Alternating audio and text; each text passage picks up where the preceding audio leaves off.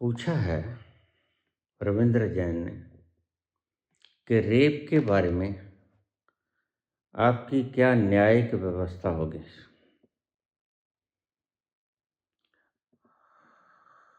जहां तक सवाल है पास्को का, पास्को में रेप के मामले में ध्यान से सुन लेना। पास्को में रेप के मामले में सीधा सीधा हम उसे दंडित करेंगे। एक बार क्या दंडित करेंगे? अच्छी तरह से देख के परख के सभी सबूतों को जुटा के पूर्णतया दोनों पक्षों की सुनवाई करके रेप के मामले में उसका गुप्तांग काट लिया जाएगा प्रथम बार में, ताकि अपराधी दूसरी बार यह जहमत ना कर सके। यह तो थी नाबालिग लड़की। इससे बच्चे अपने आप को बड़ा सुरक्षित महसूस करेंगे।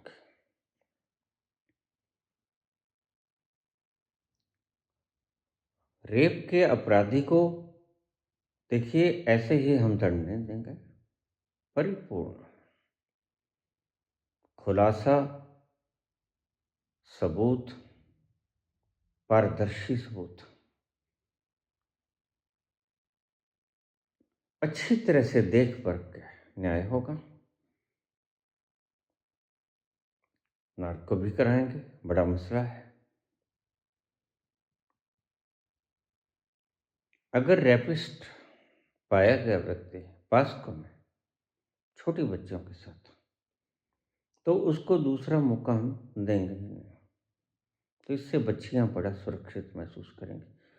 जो घर बार के वालिदान छोटी बच्चियों के बारे में इतना असुरक्षित महसूस करते हैं, सीधा सीधा उसका यही फार्मूला है।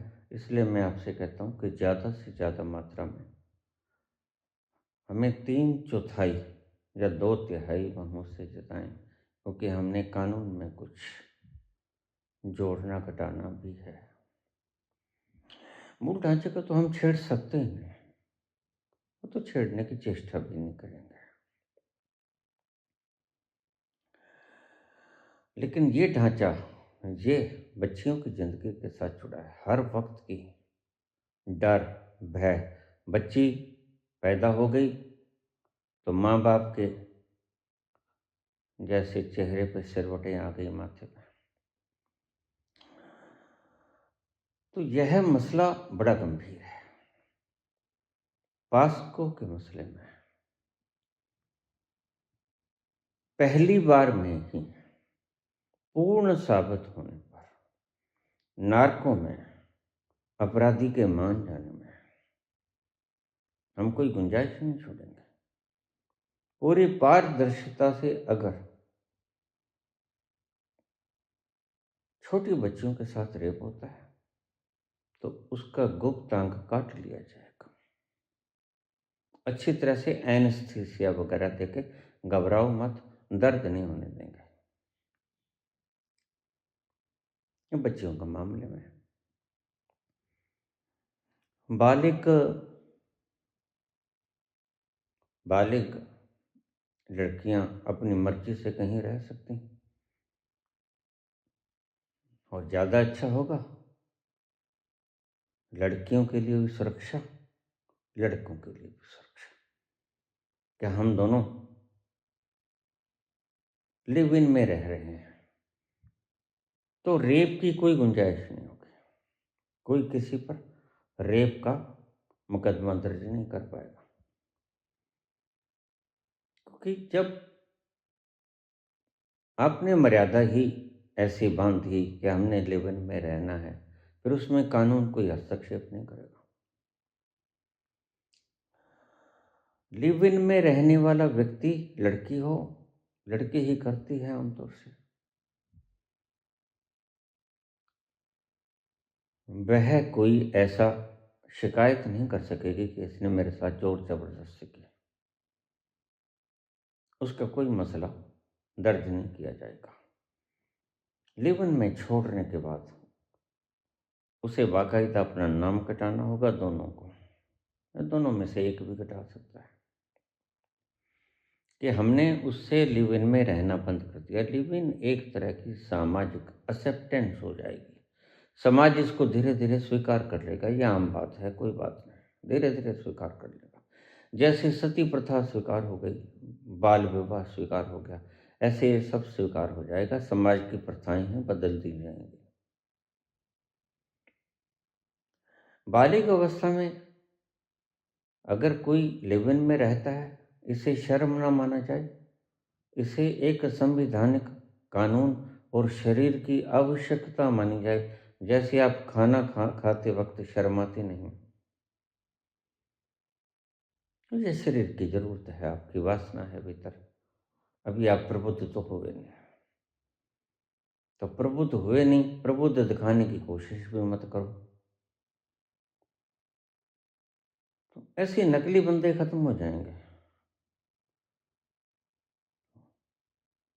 और जब आप लिव इन में रहना छोड़ दोगे तो जाके बाकायदा लिखा दोगे हम लिव इन में नहीं रहना चाहते। ठीक। तो दूसरी बार जब वह लड़की या लड़का किसी के साथ, दूसरे के साथ लिव इन में रहना चाहता है, तो फिर अपना नाम दर्ज कराए। दर्ज होना चाहिए। उसका नंबर आप रखोगे, इतना नंबर है दर्ज, फला थाना में किया, सिर्फ थाने में ही दर्ज कराना होगा। न्यायालय में भी करा सकते हो, थाना में भी करा सकते हो, वो आपको सारी बात समझा दी जाएगी।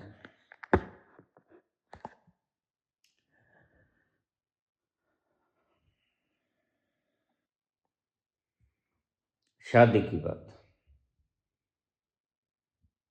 आप कितने ही बार शादी मंदिरों में फेरे करवा लो या किसी प्रकार के मंत्र उच्चारण करा लो या एक दूसरे के हार डाल दो, कुछ भी कर लो, ये आपके रीति रिवाज हैं। लेकिन शादी तब कानूनन मानी जाएगी, उससे पहले नहीं मानी जाएगी, जब तक के आप जाकर लीगलाइज नहीं हो जाते। मैजिस्ट्रेट के आगे वर और वधू दोनों को अपने नाम दर्ज कराने होंगे, सहमति व्यक्त करनी होगी कि हम आज से पति पत्नी की तरह रहेंगे।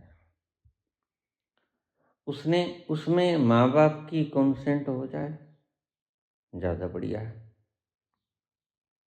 मैं इसे प्रेफर करता हूँ, लेकिन यह कानूनन बाध्य नहीं होगा, क्योंकि बहुत से मसलों में माँ बाप में से कोई अड़ जाता है। तो यह प्रथा हम नहीं मानेंगे। अगर किसी लड़की लड़के का मन आपस में रहने को करता है तो कानून उसको इजाज़त देगा शादी के लिए। माँ या बाप किसी प्रकार की कंपल्सेशन नहीं होगी। इसी तरह तलाक की व्यवस्था का बड़ा सरल प्रावधान होगा। अगर आप नहीं रहना चाहते हो इकट्ठा और शादी हुए 2 महीने 4 महीने हो गए हैं और आप इकट्ठा नहीं रहना चाहते, और तलाक की अर्जी दीजिए, 3 दिन के भीतर स्वीकार हो जाएगा। ज़्यादा झगड़े झमेले नहीं होंगे। बस सिर्फ अपने तलाक के कागजात अदालत को सौंप और 3 दिन में अदालत उस पर इनकार नहीं करेगी। अदालत स्वीकृति की मोहर लगा ली, लेकिन उसके बाद आप इकट्ठा नहीं रह सकोगे, फिर वो रेप माना जाएगा।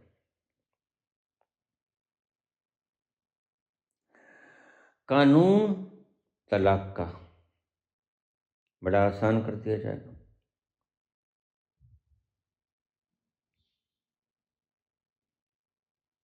अरे भाई, वैशाला तो तुमने अब भी बना रखे हैं, अब चोरी छिपे बना रखे हैं, मैं तो लीगलाइज कर रहा हूँ। कम से कम तुम अपने मन में अपराध भाव तो ना रखो। मन से अपराध भाव तो खत्म हो जाएगा तुम्हारे। और एक दिन संसार में ये मान्यता प्राप्त हो जाएगी, वो चाहे हिंदुस्तान है चाहे कुछ हो जाए। तो ये प्रावधान होगा पास्को एक्ट में, तो मैंने बता दिया प्रथम। दूसरा उसको मौका ही नहीं देंगे, और मनाही होगी कि वह व्यक्ति अपना नकली लिंग दोबार से लगा ले, उस डॉक्टर को जेल होगी। वह वैसे ही घूमे सारी उम्र। ठीक है, इसलिए अपराधी डरेगा, बहुत डरेगा। इतना भय डाल देंगे इस मामले में, और होना भी चाहिए। तो जो बच्चियों का पिता है, माता है, वो जो आज इतने संकट में है, दिल धड़क धड़क जाता है, रास्ते में कुछ ऐसा ना हो जाए, ऐसा ना हो जाए। कभी जिस बस में बैठे हैं उस बस का ड्राइवर ही, कंडक्टर ही कुछ हिम खिम ना कर दे, ऐसा कुछ नहीं करेंगे, लोग हट जाएंगे। भय अगर ज़्यादा हो तो व्यक्ति हट जाता है। तलाक का भी मैंने आपको बताया, लिव इन का भी मैंने आपको बताया, बराबर लिख के दे दो, ज़्यादा अच्छा है आपके हित के लिए। लोकल थाना में दे दो, या आप न्यायालय में दे दो, लोअर कोर्ट में दे दो। ऐसा ही तलाक का कानून बड़ा ईजी हो जाएगा, 3 दिनों में आपको तलाक मिल जाएगा। आपने कोई भी उसके भीतर रजामंदी की है लेन देन की, उसका कोई मसला नहीं उठेगा।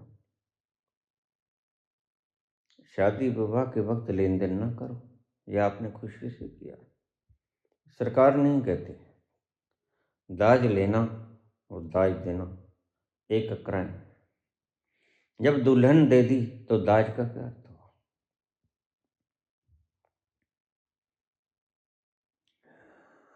तो शायद ये साफ हो गई होंगी बातें। तलाक का भी मैंने आपको बता दिया, पास्को का भी मैंने आपको बता दिया। सामूहिक रेप में,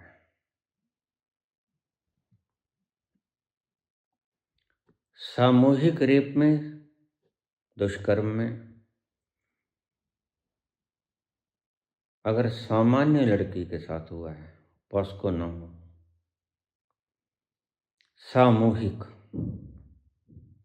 सामूहिक रेप में सभी को यह सजा मिलेगी।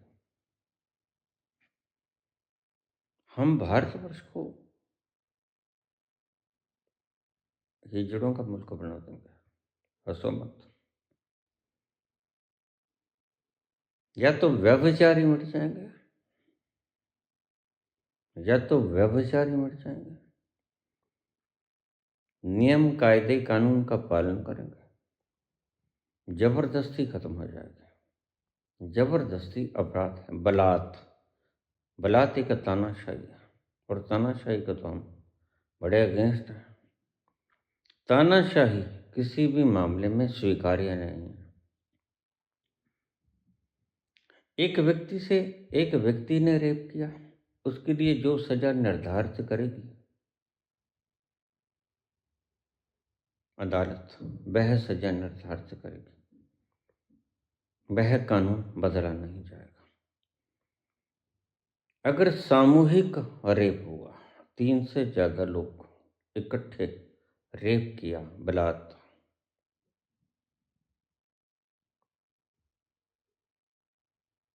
उनको वही सजा मिलेगी। उनके गुप्त अंग काट लिए जाएंगे, एनेस्थीसिया देके टांके लगा दिए जाएंगे। वह व्यक्ति चुनाव नहीं लड़ सकेगा। उस व्यक्ति को जो पैसा मिलेगा वो मिलेगा, 25 करोड़ रुपए तो उसको मिलेगा। घर पर बैठे गिड़ देगा वे, मौज बनावे बस, जिस यंत्र से उसने काम किया था, परमात्मा की विधि यहाँ आपको तो पता नहीं ना, मैं तो जानता हूँ कैसे दंड देता है। जिससे दुराचार होता है, जिस अंग से, परमात्मा का सीधा सा विधान है, कुछ नियमों के साथ समझ नहीं सकोगे आप। परमात्मा उस अंग को छीन लेता है, ना रहेगा बांस, ना बजेगी बांसुरी।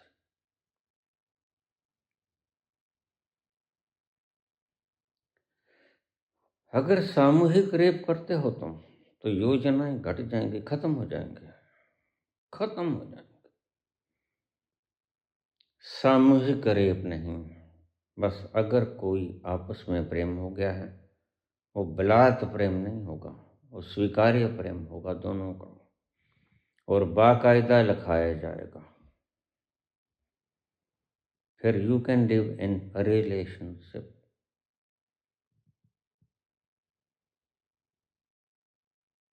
एक स्त्री दो मर्दों के साथ नहीं रहेगी। एक स्त्री दो मर्दों के साथ नहीं रहेगी। अगर उसने दो मर्दों से रहना है तो एक मर्द को तलाक देना होगा। लिव इन में रह सकती है एक आदमी एक औरत। एक औरत दो आदमियों के साथ नहीं रह सकेगी, और एक आदमी दो औरतों के साथ नहीं रह सकता। एक को तलाक देना होगा।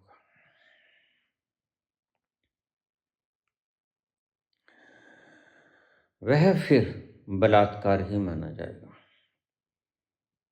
आपको लिखाना होगा, और हमारी जजमेंट दूसरी स्त्री को या दूसरे पुरुष को स्वीकार नहीं करेगी।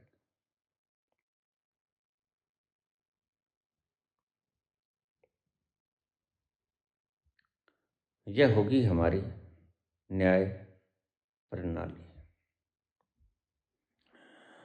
तो मेरे ख्याल में आपको ये समझ आ गई होगी। वीडियो छोटी सी है, इसको देख लेना। अगर कोई और प्रश्न हो तो मुझे कर दीजिएगा। तो बलात्कारियों को बड़ा तकलीफ आएगा, क्योंकि वैश्याएं तो होंगे नहीं। जिसको 25 करोड़ मिल गया, ये कोठे वगैरह सब खत्म हो जाएंगे आपके। जहाँ दुराचार होता है, तन बेचे जाते हैं, और सब संस्थान समाप्त हो जाएंगे, उन पर ताले लग जाएंगे। अवैध व्यापार हो ही नहीं सकेगा, क्योंकि जरूरत खत्म हो जाएगी। कोई अबला स्त्री या कोई, आजकल तो पुरुष भी वैश्या बन गए हैं। पैसे के लिए धंधा नहीं करेगा। कोई व्यक्ति पैसे के लिए अपना वीर्य नहीं बेचेगा। कोई स्त्री पैसे के लिए अपने अंडाणु नहीं बेचेगी। यह कानूनन अपराध होगा। कानून से इसकी इजाज़त लेनी पड़ेगी। वो हम अलग से कानून बाद में बनाएंगे, पता है मेरे को, लेकिन अभी व्याख्यान नहीं मैं कर सकता। अंडाणु बेचने तो बस एक बार से ज़्यादा अपराध होगा। वीर बेचना बस उसका कुछ संख्या होगा, उससे ज़्यादा बार वीर बेचना अपराध होगा। खैर, ये लंबी कैटेगरीज के प्रश्न आते हैं। ये तो पूरा संविधान जब हम लिखेंगे तो आपको बताएंगे। सबसे सबसे पहली बात तो समस्या का सबसे पहला प्रश्न जो है वो है 25 करोड़। वो हम आपको दे लें, फिर हम बात करने के योग्य हो जाएंगे। उससे पहले तो हम सिर्फ आपको एक खाका खरड़ा तैयार करके बता सकते हैं, वो मैं बता रहा हूँ। ऐसा कुछ होगा हमारा प्रावधान। जितने केस अदालतों में चल रहे हैं, ध्यान से सुनिएगा। किसी आड़ती ने, किसी बैंक ने, किसी जमींदार के ऊपर, किसी व्यापारी के ऊपर कोई केस कर दिया है, तो वो सब निरस्त हो जाएंगे, न्यायालयों का बोझ घट जाएगा। क्योंकि जब सबको 25 करोड़ मिल गए, किसी ने किसी का कुछ देना नहीं, किसी ने किसी से कुछ लेना नहीं। अपने 25 करोड़ लो, अपर लिमिट है 25 करोड़ की, और घर में आराम से सो, कोई खतरा नहीं, कोई चोर नहीं आएगा, कोई डाकू नहीं आएगा।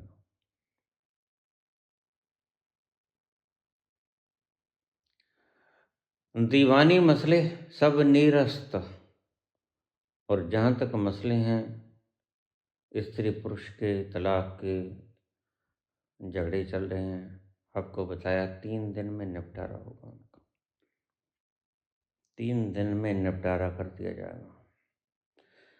हमारी सरकार आने के बाद जितने झगड़े चल रहे हैं ज़्यादा तरीके नहीं पड़ेंगे उनमें, 3 दिन में निपटारा कर दिया जाएगा। मुआवजा आपको क्या चाहिए, जो भी आपने मांगा, लड़की ने, लड़की के पास है नहीं, महीने का आपने मांगा, इतना इतना डिस्कशन होती रही, वो हम सब निरस्त कर देंगे और 25 करोड़ सबको दे देंगे। जाओ घर बैठो अपने, झगड़े की कोई ज़रूरत नहीं। न्यायालयों का भार 90% कम हो जाएगा।